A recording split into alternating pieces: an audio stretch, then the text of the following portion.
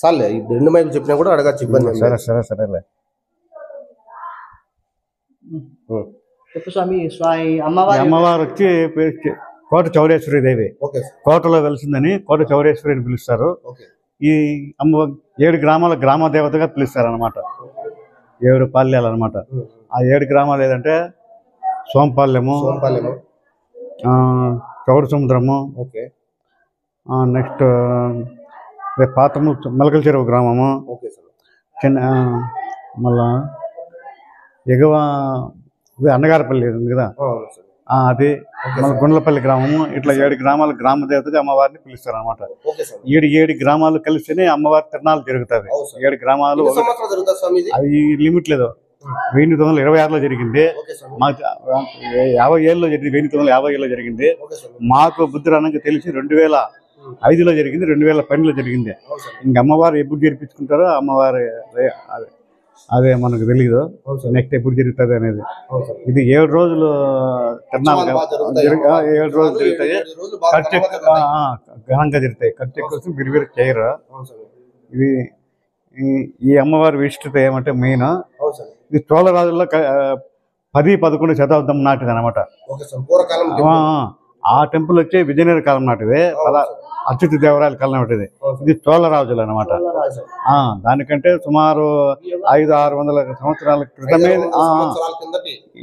ఇంతమే ఇది పూర్వమే ఇది నింపబడింది అనమాట.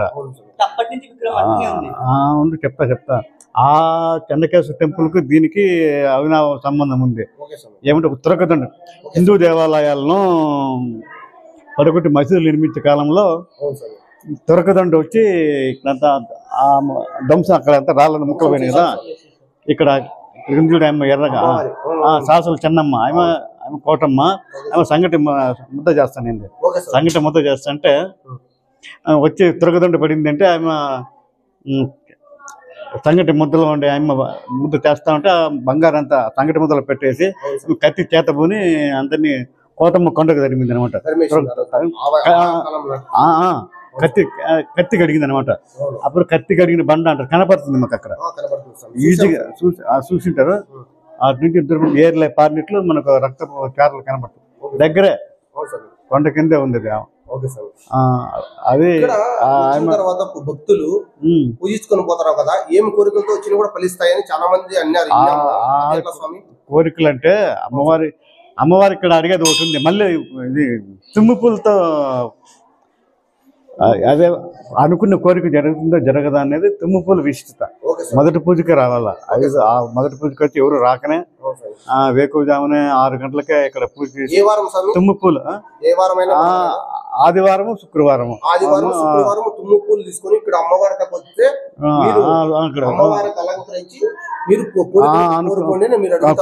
కుడిపక్క తుమ్ము పువ్వు పెడితే అమ్మవారి కోరిక నెరవేరినట్లు, ఎడమ పక్క జరగదన్నిట్లో కొంచెం నిదానంగా పెడితే అది ఆ కోరిక నిదానంగా జరిగినట్లు అది పూర్వీకుల నుంచి పెద్దలు చెప్పేది. అయితే ఇక్కడికి వచ్చిన తర్వాత ప్రతి ఒక్కరి కోరికలు మాత్రము, ఆడవాళ్ళు కానీ మగపిల్లలు కానీ ప్రతి ఒక్కరు ఇప్పుడు చదువుకునే వాళ్ళు కానీ ఉద్యోగాలు రావాలని చెప్పేసి, పెళ్లిళ్ళు కావాలని చెప్పేసి, ఏమన్నా పంట పొలాలు పండాలని చెప్పేసి అమ్మవారి దగ్గరికి వస్తారు. పూలు తీసుకుని వచ్చిన తుమ్మ పూలు తీసుకుని వచ్చిన తర్వాత స్వామివారు ఇస్తే పూజారి అనమాట ఆ స్వామి దిగుకుంపి ఆ అమ్మవారి దగ్గరికి అలంకరించి అడుగుతారనమాట. కోరిక కోరుకోండి అని చెప్తారనమాట. తర్వాత వచ్చేసి రైట్ సైడ్ పడితే సడన్గా జరుగుతుందని, లెఫ్ట్ సైడ్ పడితే నిదానంగా జరుగుతుందనేసి స్వామివారు చెప్తున్నారు అనమాట అమ్మవారి ముద్ర. చూడండి ఫ్రెండ్స్, అయితే ఈ స్వామి వచ్చి పూజారి అనమాట. ఈ స్వామి మాటలో 2 మాటలు విందాం. ఇంతేనా స్వామి? నువ్వు అడుగు.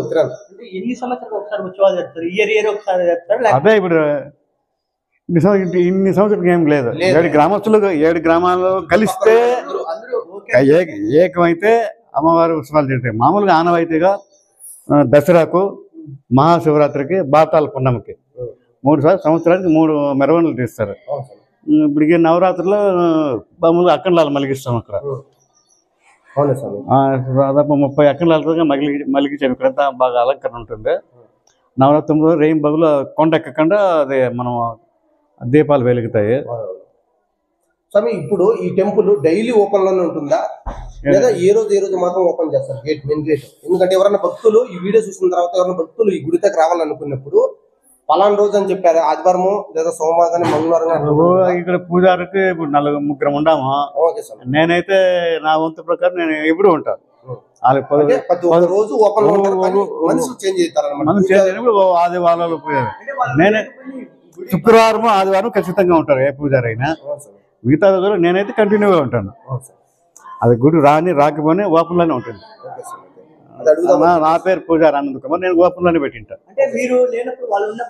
వేరే ఉన్నప్పుడు అది వాళ్ళకి ఉంటే పూజ అయితే చేయిస్తారు, ఓపెన్ చేయిస్తారు, ఇబ్బంది ఏముంది. ఈరోజు సాయంత్రమే వస్తారు. ఈరోజు రేపు నైట్ ఇక్కడ ఉండి అమ్మవారికి ఇక్కడే పనుకుంటారు. ఈరోజు నైట్ ఎక్కువ కర్ణాటక నుంచి వస్తారు. బందోబస్తు ఏమి లేదు, అంతా మంచిగానే జరుగుతుంది అమ్మవారి టెంపుల్ దగ్గర. స్వామి ఇక్కడి నుంచి ఎవరైనా కానీ విరాళం అంటే అమ్మవారికి దేవస్థానానికి ఏమన్నా ఇవ్వాలనుకుంటే ఇవ్వచ్చు కదా, అది మీరు చెప్పండి ఒక్క మాట. అంటే మా కోసం ప్రజలకు మీరు చెప్పండి, ఎవరైనా కానీ మీకు అమ్మవారికి ఎంత మీ చేతనంత సాయం చేయాలనుకుంటే ఇట్లా సోమపాలెం కాడ చౌడేశ్వరమ్మ టెంపుల్ కి మీరు సాయం చేయండి అని చెప్పండి. మీరు అదే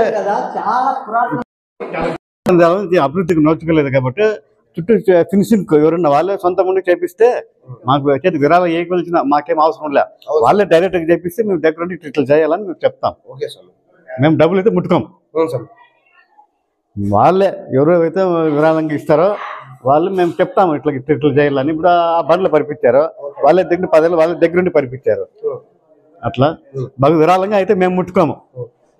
మాకు భక్తులు ఆర్తలో ఇచ్చిన డబ్బులే మేము ముట్టుకుంటాం, కానీ విరాళ డబ్బులు నేనైతే స్వీకరించాను. వాళ్ళే ఎవరైనా భక్తుడు ఇదంతా ఉంది టెంపుల్ చెత్త ట్యాంక్ కట్టాలనుకో వాళ్ళు వచ్చి దగ్గరుండి చేపించిపోతే బాగుంటుంది. ఎందుకంటే దీనికి ఒక కమిటీ లేదు కాబట్టి మేము తీసుకోం.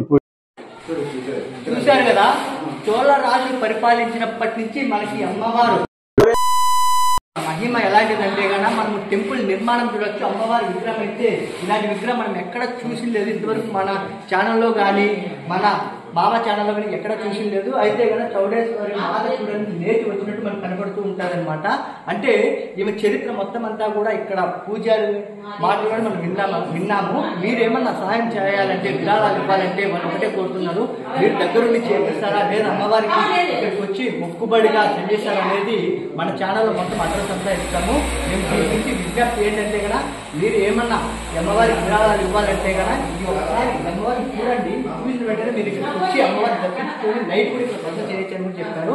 వీడియో మీకు నచ్చిందని అనుకుంటున్నాను. నచ్చింటే ఒక లైక్ కొట్టండి, అమ్మవారి మరొకసారి చూడండి.